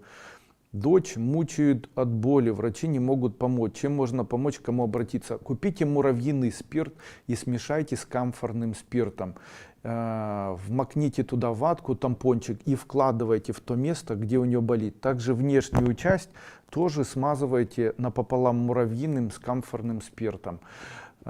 Ставьте вот такую вот сеточку, а также делайте медовые вот такие аппликации, то есть прикладывайте руку, смажьте лицо медом, прикладывайте руку и делайте вот такие мягкие движения, не отрывания, а вот такие мягкие долгие движения, и долго-долго так делайте, хотя бы минут 30, это со временем уберет. Какие витаминки можно младенцу еще все равно, не нужно никакие. Младенец витамины переварить не может, никакие. Младенец, он должен получать молозиво вместе с молоком своей матери. Также необходимо ребенка прямо в самом начале, с первых дней подкармливать. Я рекомендую Humana Pre. Это подкормка немецкого происхождения. И я не рекомендую использовать прикормку детей белорусского происхождения. Ни в коем случае. Я принимала трибетин, работает отлично. Первые симптомы заболевания сразу же проходят. Этот препарат у меня как скорая помощь. Спасибо за такой препарат. А еще помогаю аромапалочке от вирусов. Спасибо. Андрей Андреевич, могут ли суставы болеть из-за паразитов? Какие обертывания на суставы самые эффективные? Обертывания на суставы неэффективны никакие. Обертывания на суставы делать не нужно. Также из-за паразитов суставы не болят никогда. Обычно из-за паразитов может возникнуть кислотность слепой кишки.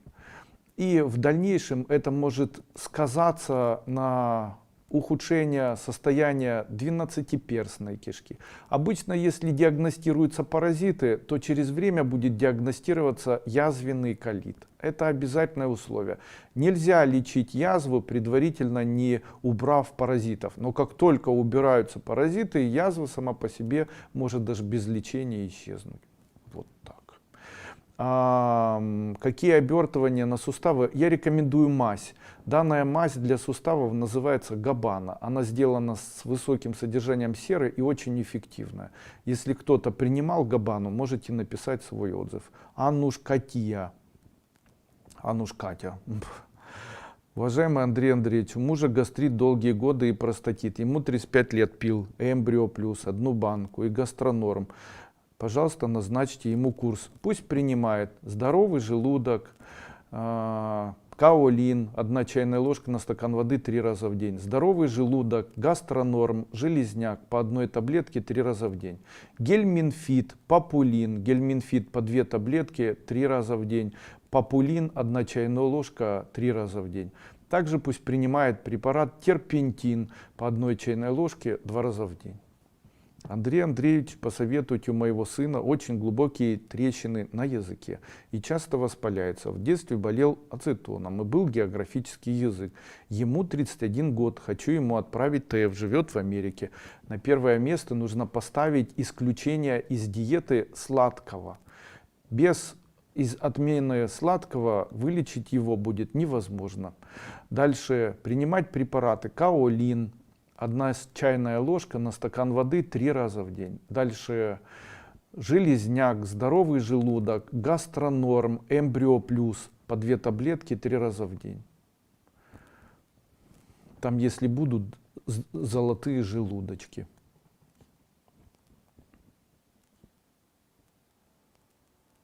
О правильном питании, да, хорошо было бы вашему мужу начать правильно питаться. И ряд вопросов, на которые я отвечу, которые вы задали под моим постом. Под данным постом в Facebook я постараюсь ответить на ваши вопросы по здоровью в завтрашнем вебинаре. Я отвечаю. Ирина Шаборски. Здравствуйте, Андрей Андреевич. Вопрос касается моей мамы. Ей 67 лет, страдает от повышенного давления. А сейчас повышенная потливость, тает как свечка, нет сил. Температура 35-35,8, мучается аритмией. Подскажите, что нужно делать? Я очень переживаю. Правильно делаете, что переживаете. Первое, что необходимо сделать, обратить внимание на потливость. Потливость — это первый признак того, что почки не работают. Именно поэтому для нее на первое место нужно поставить не лечение от давления, а лечение вот от этой потливости. И что необходимо сделать? Первое, давать Кейлрикс или Климактерикс, 1 таблетка 2 раза в день. Второй препарат Серантал, 1 таблетка 3 раза в день.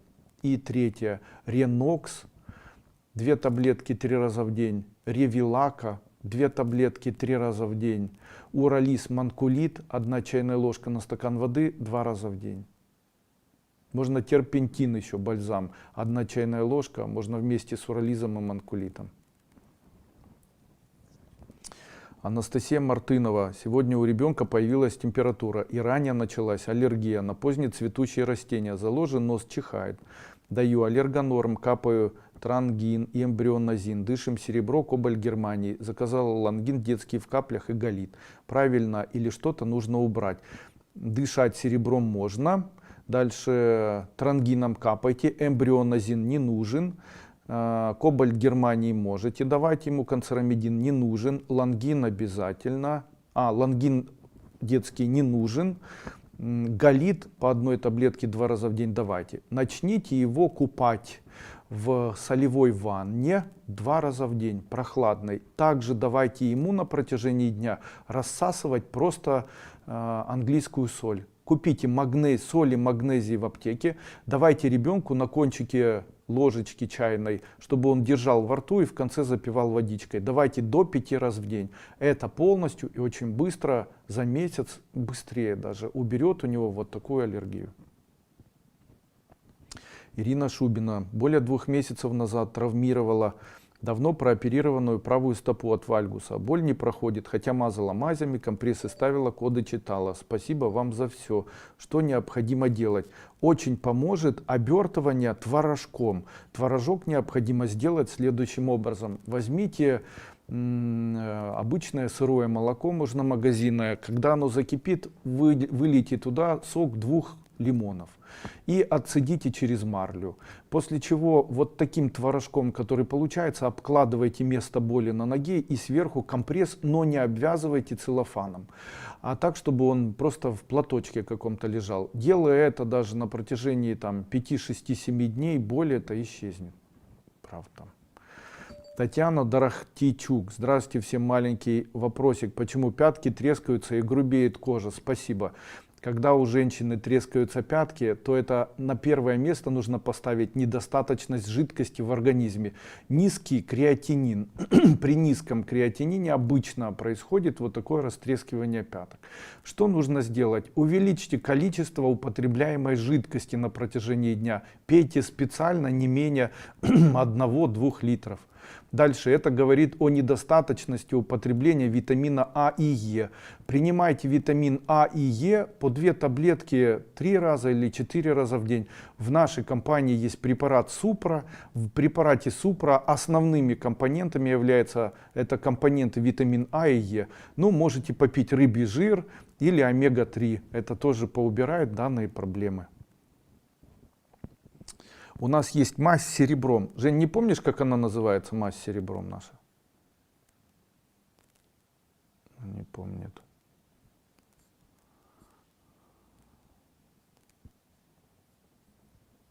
Сейчас я посмотрю. Вот при растрескивающих пятках можно мазь с серебром использовать. Мази.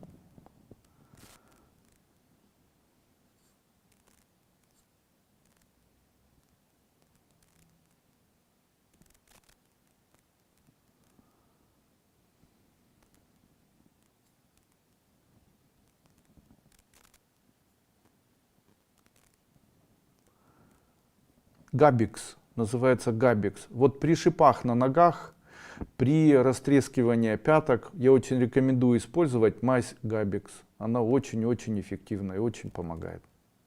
Ага, чуть-чуть вышел.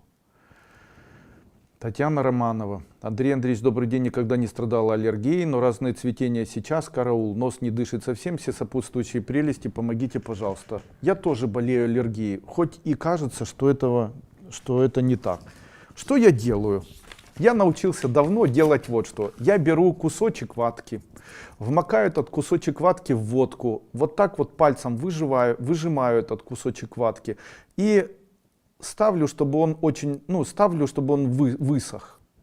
Обычно делаю так. Беру сразу большой кусок ваты, вмакаю в водку, отжимаю его и феном там или еще чем-то высушиваю этот кусочек ватки и ложу потом в кулечек.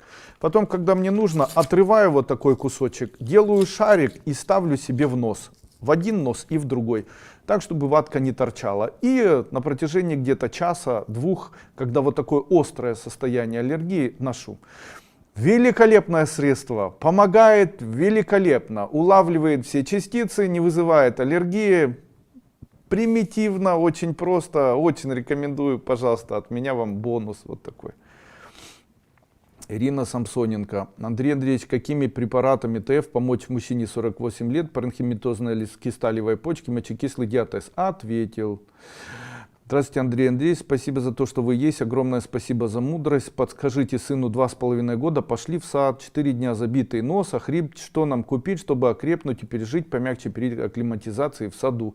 Делайте, помните, я говорил сегодня, делайте воскуривание благовонием, которое называется благовоние от гайморита. Также начните ребенку давать трибетин по одной таблетке 3 раза в день, и ребенок. Можно еще черничная паста с кальцием. Это тоже улучшает иммунитет. А можно, знаете, дать препарат Эмбрио Плюс или дать препарат Иммуногрант или трибетин. Ну, лучше всего трибетин. И мягко пройдете весь этот период. Здравствуйте, Андрей Андреевич. У мамы 69 лет, тромбофлебит. Как лучше помочь? Легка хода. Дальше рутин и Бактамакс.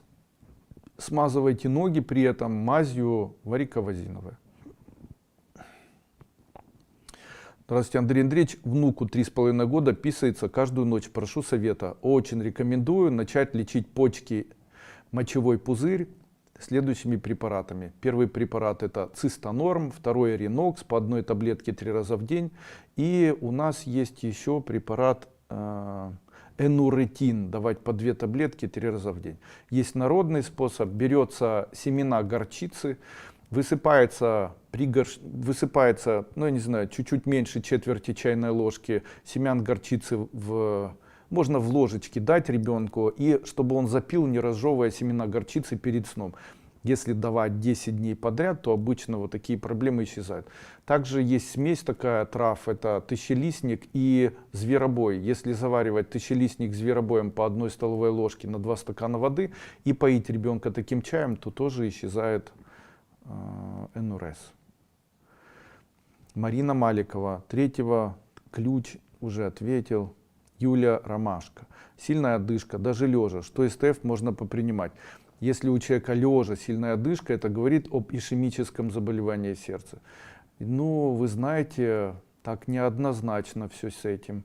Что необходимо делать? Необходимо стимулировать сердце препаратом Презус Мартесин, дальше Энескард, кальций D3 йод. Можно еще. А вообще очень хорошо к кардиологу обратиться, правда? Мира Канка. Андрей Андреевич, если можете дать совет, внуку 12 лет, футболист, и болит пятка правой ноги. Ответил. Ольга Юренкова, ваша ученица, у сына герпесная инфекция на гениталии, прошел лечение уколами, но хватило на 10 дней, помогите, пожалуйста. У меня множественная миелома, немного простыла и тоже выскочил герпес. Итак, каким образом лечиться? Препарат ГВИ, принимать по 2 таблетки 3-4 раза в день. Второй препарат это эмбриональный эликсир. 1 чайная ложка на 1 стакан воды заливать в компрессор, ингаляционный компрессор, и делать вот такие ингаляции по 10 минут, хотя бы 30 дней. Принимать Эмбрио Плюс, как я говорил, 1 пипетка на 1 стакан воды 2-3 раза в день. Эмбрио эликсир. Либо второй вариант — это ингаляции с германием и ванадием и серебром. Тоже по 10 минут пить серебро, германий, ванадий по 1 чайной ложке всех 3 препаратов на 1 стакан воды 3 раза в день. Также очень хорошо принимать сопутствующий препарат Альбикан по 2 таблетки 3 раза в день. Также я могу сказать, что герпес очень часто является следствием повышающейся глюкозы, поэтому устраните по возможности употребление глюкозы из своего рациона питания. По поводу миеломы пишите мне прямо вот сюда в Facebook, где вы сейчас написали это объявление. Андрей Андреевич спрашивает, Инга Вриор Принцесс, подскажите, моя мама пьет тутус и мнемонорм 1,5 лет, по 2 таблетки утром и вечером каждого препарата. У нее очень хороший прогресс. Можно ли принимать эти препараты всегда, то есть постоянно на основе, то есть всю жизнь можно? Совершенно безопасно, и один и другой препарат не являются цитотоксичными. И в одном и в другом препарате находятся самые простые экстракты растений, такие как ромашка, зверобой и тысячелистник, поэтому смело можете принимать, ничего там плохого в них вообще нет, ни на что не влияет, совершенно безопасны.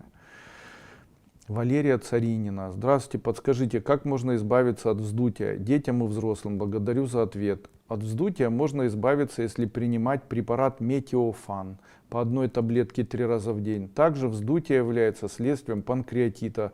Для улучшения функциональной деятельности поджелудочной железы принимайте по 1 таблетке панкресорб 3 раза в день. Лариса Атаманюк. Спасибо за ваш труд и преданные знания. Прошла пока ступени. Мой сын 29 лет, сейчас интенсивирован ковид. Была температура 3 дня, пропало обоняние. Как пройдет дальше, неизвестно. Чем можно помочь организму, какие препараты, ТФ, другие методы. Там есть видео у меня выложено на моем канале Андрей Дуйко, называется «Коронавирус будет побежден». Включайте звук этот, он разрушает влияние вируса на организм человека.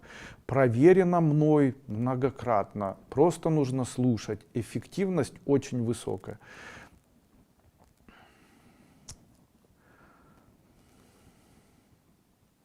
Валентина Писанова. Здравствуйте, подскажите, всегда ли судороги от нехватки магния? Не всегда.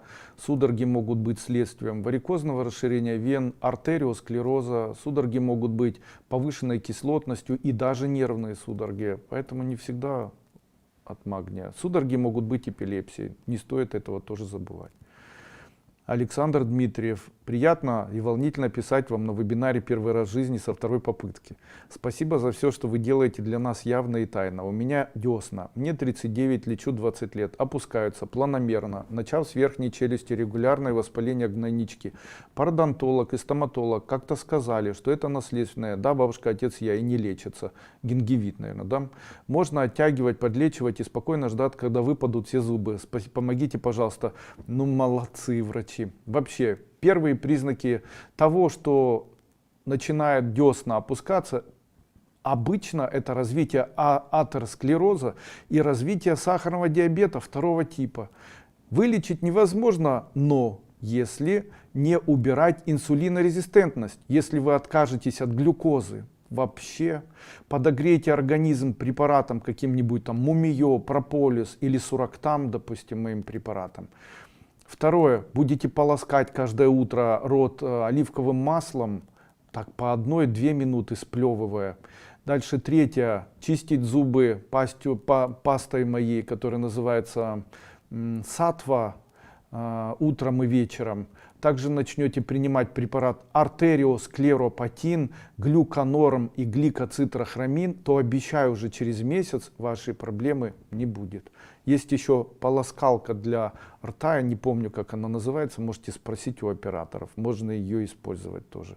Там находится в ней мята и камфора, они совместно убирают вот такие воспаления. Ну и, конечно же, это эндокринологические тесты, также общеразвертый анализ крови на наличие высокого холестерина, который будет говорить о том, что вы болеете атеросклерозом, и инсулин, Если высокий инсулин, это инсулинорезистентность, нужно будет снижать вес.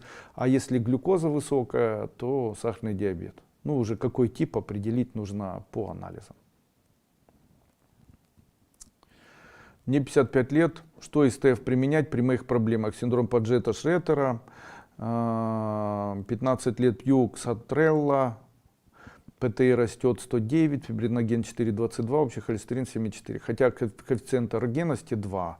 И кисты Бейкера колена плохо сгибают, состояние усталость, давление очень низкое, начали деформироваться суставы рук. Буду признательна за ответ. Первое, что необходимо сделать, нужно поддерживать почки. Принимайте Ренокс препарат по 2 таблетки 3 раза в день, Депосалт по 2 таблетки 3 раза в день. И здесь сразу вопрос: Дуйко, ты что, с ума сошел? У меня протромбиновый индекс очень высокий. Да. Принимайте эти препараты, не пожалеете. Принимайте препарат Рутин Легка Хода и Бактомакс по 2 таблетки 3 раза в день, смазывая кисты Бейкера и общие варикозы мазью вариковазиновый бальзам. Элиза Фрунзе. Помогите, пожалуйста, моя внучка 3,8 года испугалась где-то год назад. Соседи сверлили стену. С тех пор во сне пугается и плачет сильно. Спасибо большое за ваш труд. Есть народный способ убрать вот такой страх. Нужно набрать в чашечку воду, и когда ребенок не видит, позвать ее, и когда она посмотрит на вас, нужно вот так брызгнуть ей в лицо и взять ее правую ладошку и плюнуть в эту ладошку, а потом, чтобы она не вытерла, смазать вот так эту ладошку, и потом пойти и вытереть, помыть руки с мылом под краном. Есть еще второй способ. Утром мама встает, после этого тот день, когда месячный, должна пописать на подол и вот этим подолом обтереть лицо ребенку. Я знаю, что это не медицинские советы, и знаю, что они вызывают у многих людей отвращение и непонимание и так далее. Я хочу вам сказать, в большинстве своем, как ни странно, медицина не помогает. И в большинстве своем, как ни странно, медицина помогает. И в большинстве своем нетрадиционная медицина не помогает. И в большинстве своем традиционная медицина, нетрадиционная медицина помогает. То есть это вот такие моменты, знаете, вот как-то оно работает. Как оно работает, вы знаете, я бы не отрицал это все, а начал бы проводить исследования. Потому что отрицания, они все равно не приводят к истине, а вот исследования могли бы открыть какую-нибудь новую картину, возможно, поведенческого типа человека, возможно, поведенческих реакций, возможно, каких-то там необычные открытия могли бы быть совершены, знаете, и те люди, которые говорят: нет, это все не работает и так далее. Но знаете, не нужно быть так категоричными, потому что я вижу тысячи, просто даже миллионы, наверное, за свою практику случаев, когда именно такие очень необычные и совсем неправильные советы помогали от того, в чем врачи были совершенно бессильны. И это не один раз было. Марта Виктория. Каким образом можно почистить сосуды и убрать спазм сосудов? Спазм сосудов происходит на фоне вегетососудистой дистонии. А дистония — это реакция нашего мозга на стрессы. Поэтому спазм убрать необходимо препаратами с магнием, а также препаратом Дитарекс. А вот почистить сосуды — это уже высокий холестерин. Холестерин у нас выделяется печенью, поэтому препарат Тантал для печени, Битулин для печени и холестеростопин с изменением питания. Еще хорошо Лунглин. Елена Полозова. Здравствуйте, Андрей Андреевич, подскажите, долгое время в носу на кончике постоянно скапливается жидкость, и даже не всегда замечала, как с носа начала капать. Сейчас жидкости нет, но на кончике внутри обязательно образовывается корка, и при этом непонятный запах. Можно ли как-то вылечить? Есть ли в ТФ такое средство от гайморита? Есть палочки от гайморита, воскуривайте и нюхайте. Также есть мазь Насья, которую нужно ставить в нос в виде вот таких вот турундочек. Также очень поможет эмбрионазин. 1 раз в день, желательно на ночь, брызгайте. Если печет, то правильно. Говорит о том, что есть вавки в носу. Светлана Мостовая. У дочери есть нехватка железа. После рождения ребенка выпадает волос, нехватка сил. Что посоветуете? В случае, если выпадают волосы, это нехватка эндокринных желез, щитовидной железы. Пусть принимает тератозин и D3 йод. Дальше нехватка железа, это скорее всего высокая кислотность желудка, худеть начала, пусть принимает гастронорм и препарат железа. А также в случае, если нехватка сил, это заболевание почек, пусть принимает препарат Ренокс. Все это по одной таблетке утром и вечером. Здравствуйте, Андрей Андреевич. Очень хотелось услышать от вас о пользе чайного гриба. Польза чайного гриба велика, но если это принимает теща или свекруха, потому что тогда они смогут как можно быстрее освободить площадь, квартиры и больше не мучить вас своим присутствием. Я считаю, что польза от чайного гриба больше вымышлена, чем действительно. И да, иммунитет чайный гриб улучшить может, но вот привести организм к повышению кислотности желудочно-кишечного тракта и к появлению такого заболевания, как гастрит или гастродуоденит, чайный гриб тоже сможет сделать. Поэтому тем, у кого высокая кислотность и есть боли в правом подреберье, в левом подреберье, принимать чайный гриб ни в коем случае не нужно. Если желудок не болит у вас, если нет никаких болей нигде, можете принимать чайный гриб как препарат, который улучшает иммунитет, как любой, собственно, гриб. Вы знаете, что особенность любого абсолютно гриба в том, что он малоусваиваемым в нашем организме. Это и шампиньоны, и белые грибы. Но есть плюсы. Любое употребление абсолютно любых грибов каким-то образом, почему-то нонсенсно или как это назвать, парадоксально улучшает иммунитет человека. Именно поэтому любые препараты, созданные на основе грибов, будь то настойка шампиньонов, или настойка белых грибов, или чаги, или там чего угодно, улучшают общее состояние иммунитета, повышая иммунитет и устраняя иммунный дефицит. Светлана Солянка. Здравствуйте, Андрей Андреевич. У мамы очень болят колени, операцию уже делать поздно. Ей 90. Как облегчить боль? Артраминовый спрей и мазь Габбана помогут маме облегчить боль. С вами был Андрей Дуйко. До свидания. Я постараюсь ответить на остальные вопросы, которые вы мне задали на следующем вебинаре. Все препараты, которые я перечислил в данном видеообзоре, являются препаратами, сделанными из лекарственных растений и фактически являются биологически активными добавками к пище. Также я не утверждаю, что данные препараты могут на 100% вылечить какие-либо заболевания. Я бы сказал так, что данные препараты являются препаратами лекарственными, так как сделаны на основе лекарственных препаратов, на основе лекарственных растений. Но это как бы логически. Если сделано из лекарственных растений, значит лекарственные, но при этом являются БАДами. Ну и тут в случае, если лекарственные растения лечат, то тогда, наверное, и БАДы, сделанные из лекарственных растений, и лечат. Ну а любые другие утверждения, наверное, уже более риторические. Почему я говорю, что данные препараты, нельзя говорить о том, что они излечивают. Объяснение этому звучит в том, что необходимо сделать клинические исследования данных препаратов, а сделать это невозможно, так как очень дорого. И в большинстве своем препараты наши это не монопрепараты, а все-таки комплексные препараты, созданные на основе тысячелетнего опыта огромного количества травников, целителей и так далее. На сегодняшний день компания очень широко себя зарекомендовала во многих странах, имеет очень большое количество потребителей и поклонников. Все препараты сделаны из экстрактов растений, сделаны по исключительно и эксклюзивному, наверное, составу, который я не объявляю и держу, как правило, в тайне. Все препараты эксклюзивные, как показала практика, достаточно устойчиво изменяют человеческий организм в ходе профилактики и реабилитации от всевозможных заболеваний, которыми может болеть человек или которыми он уже переболел. Ну, еще раз большое спасибо. Подписывайтесь, пожалуйста, на наши новости. Наведя телефон прямо на вот этот QR-код, вы сможете подписаться на новости нашей компании и быть в центре событий. Также подписывайтесь обязательно на мой канал, где вы сейчас смотрите это видео. Задавайте свои вопросы прямо в виде комментариев к этому видео, и я по возможности постараюсь на них отвечать.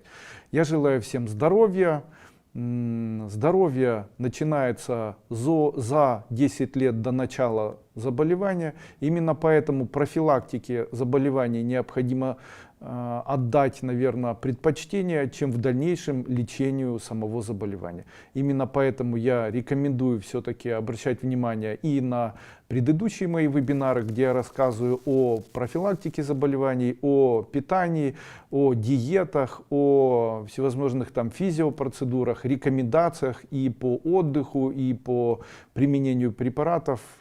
Это огромный пласт проделанной работы и огромный пласт знаний, которыми я делюсь еженедельно на вот таком вебинаре. Еще раз желаю всем здоровья, будьте здоровы, не забывайте одеваться тепло, нас ждет осень. А осень — это время, когда начинают обостряться следующие болезни. Первое — артрит. Второе — заболевание почек, цистит, гастрит. Ну и, конечно же, головокружение, вегетососудистые дистонии. Это изменение атмосферного давления влияет на сейсмочувствительность, приводит к тому, что повышается артериальное давление. Ну и, конечно же, обострение психических негативных состояний, психозов, биполярных состояний, панических атак, шизофрении и так далее. Еще раз